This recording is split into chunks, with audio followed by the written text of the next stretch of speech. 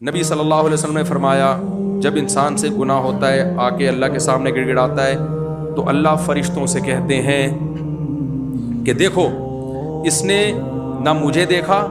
نہ اس گناہ پہ جو اس کو سزا ملے گی اس کو دیکھا ہے، دیکھا کچھ نہیں ہے اس نے، لیکن اس کو یقین ہے کہ اس کا کوئی رب ہے جو گناہ پہ اس کو سزا بھی دے سکتا ہے اور گناہ کو معاف کرنے کی طاقت بھی رکھتا ہے۔ بہت سے گناہ کرتے ہیں نہیں آتے میرے در پہ، تو اس کے اس جذبے کی میں نے لاج رکھ کے اس کو معاف کر دیا، کیونکہ اگر اس کو معاف نہیں کروں گا تو اس کا مطلب جو نہیں آ رہے اور جو آ رہے ہیں دونوں کیا ہو گئے برابر، پھر وہ کہیں گے ہم تو اس لیے نہیں گئے تھے کہ وہاں جا کے بھی کچھ نہیں ہو رہا تھا۔ نبی نے فرمایا پھر یہ جاتا ہے پھر گناہ ہو جاتا ہے اس سے، پھر غلطی ہو گئی اس سے، پھر یہ آتا ہے دوبارہ توبہ کرنے کے لیے۔